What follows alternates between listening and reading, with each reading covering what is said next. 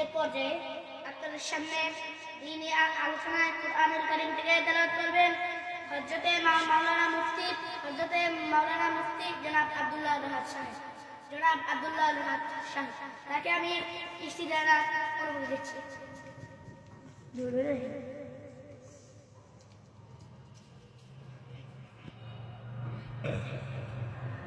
السلام عليكم ورحمة الله وبركاته.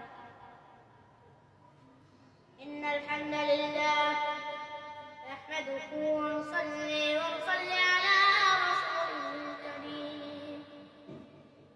أما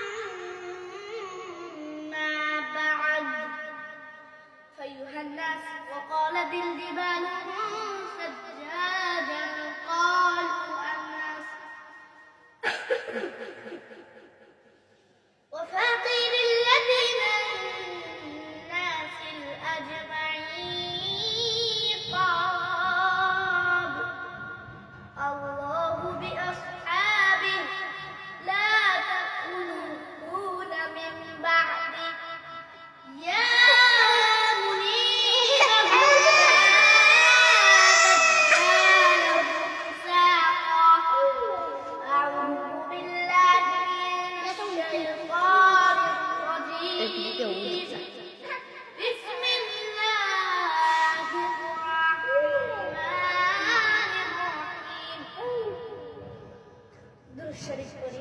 اللهم صل على محمد وعلى آل محمد كما صليت على إبراهيم وعلى آل إبراهيم إنك حميد مجيد. اللهم بارك على محمد وعلى آل محمد كما باركت على إبراهيم وعلى آل إبراهيم إنك أنت الغفور الرحيم. صدق الله العظيم وصدق رسول النبي الكريم.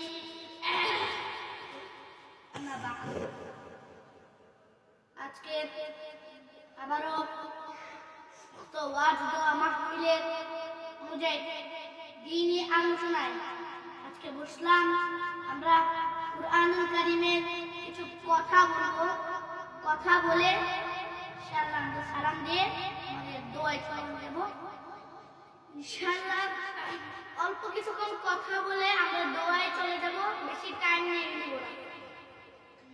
আমি আজকে আলোচনা করব কুরআনুল কারীম থেকে যে নবী সাল্লাল্লাহু আলাইহি ওয়াসাল্লামের জীবনে কি কি ছিল, নবী সাল্লাল্লাহু আলাইহি ওয়াসাল্লাম কি কি করতেন। সর্বপ্রথম জানা যাচ্ছে একদিন নবী সাল্লাল্লাহু আলাইহি ওয়াসাল্লাম মসজিদে গেলেন নামাজ পড়াতে ইমামতি করতে। ওই সময় মসজিদে যাওয়ার পথে তিনি রাস্তায় কাদাতে পড়ে গেলেন। তারপর তিনি আবার বাসায় গিয়ে ড্রেসটাকে চেঞ্জ করে আবার মসজিদের দিকে রওনা দিলেন, কিন্তু আবারও তিনি একই পড়ে গেলেন।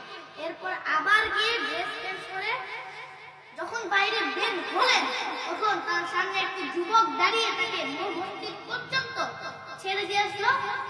নবী সাল্লাল্লাহু আলাইহি ওয়াসাল্লাম ওই সময় নামাজ আদায় করে এরপরে মসজিদের থেকে বের হওয়ার সময় ওই লোকটা ওই জায়গায় দাঁড়ায়। মানে নবী সাল্লাল্লাহু আলাইহি ওয়াসাল্লাম জিজ্ঞেস করলেন, কে ভাই? তিনি বলতেছেন, আমি শয়তান। আপনি প্রথমবার পড়ে গেছেন, আপনার জীবনের সমস্ত গুনাহগুলো আল্লাহ পাক রব্বুল আলামিন ক্ষমা করেছেন। আপনি দ্বিতীয়বার পড়ে গেছেন, আপনার প্রতিবেশী সবার গুনাহগুলো ক্ষমা করেছেন। আপনি যদি তৃতীয়বার করছেন তাহলে পুরো পৃথিবীর মানুষের গুনাহ ক্ষমা করেন। এই জন্য আমি আপনাকে মসজিদ পর্যন্ত ছেড়ে দিই। তারপর নবী সাল্লাল্লাহু আলাইহি ওয়াসাল্লাম বলেন, ইন্নামাল কুরআনু ওয়া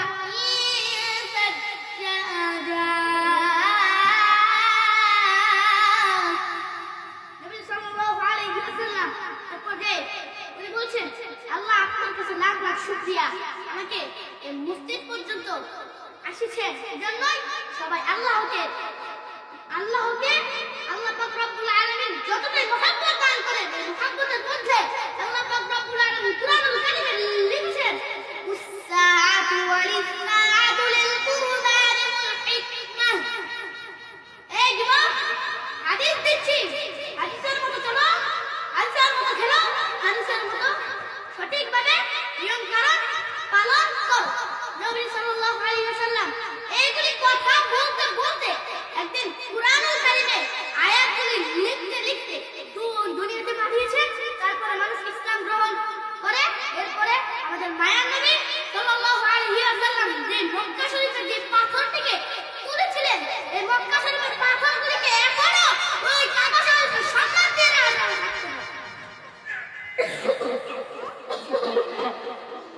আম্মা বা'দ, আউযু বিল্লাহি মিনাশ শাইতানির রাজীম, বিসমিল্লাহির রহমানির রহিম। একটু কই কথা, এইজন্য এখন আমরা দোয়ায় চলে যাব। আমরা সহজ সূরা ফাতিহা।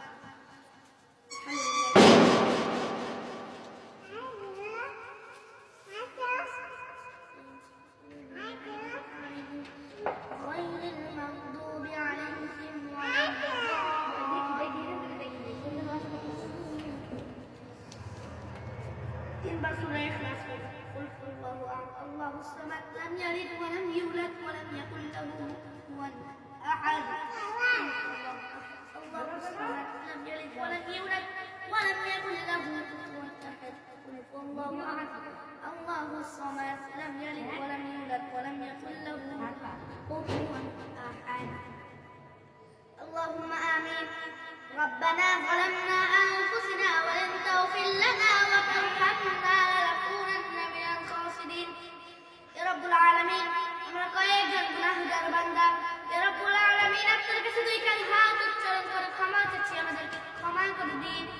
ইয়া রাব্বুল আলামিন, জানি না পাহাড় আমরা গুনাহ করেছি, আপনি যদি ক্ষমা না করেন, ক্ষমা করার মতো কেউ নাই।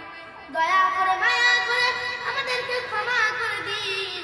ইয়া রাব্বুল আলামিন, সবাইকে হেফাজত দান করুন।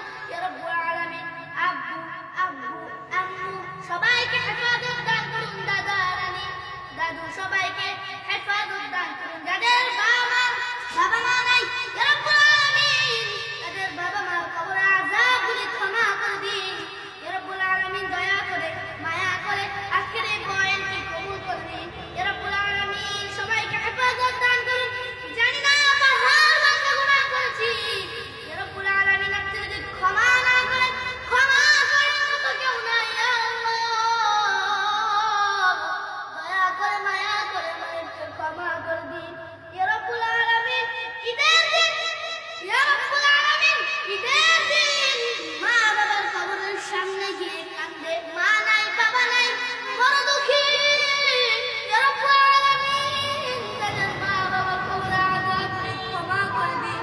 ইয়া রাব্বুল আলামিন, সবাইকে একদিন দুনিয়া ছাড়তে হবে। ইয়া রাব্বুল আলামিন, ইয়া রাব্বুল আলামিন, দুনিয়া ছাড়তে হবে একদিন, জানি না কবর যেতে হবে।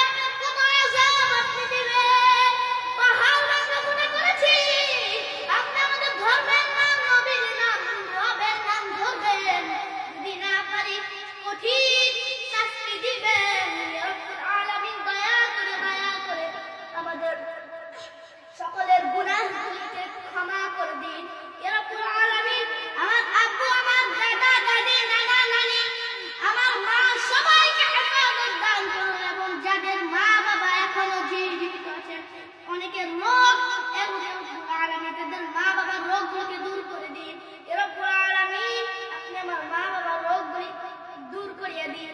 ইয়া রাব্বুল আলামিন, আপনার কাছে দুইখানি হাত উচ্চারণ করে বলছি, ইয়া রাব্বুল আলামিন, আপনি জাহান্নামে দিয়েন না। ইয়া রাব্বুল আলামিন, জান্নাতবাসী করেন। একদিন আমরা চলে যাব, চলে যাওয়ার আগে মৃত্যুর শ্বাস গ্রহণ করতে হবে কালিমায়ে তাইয়্যিবা লা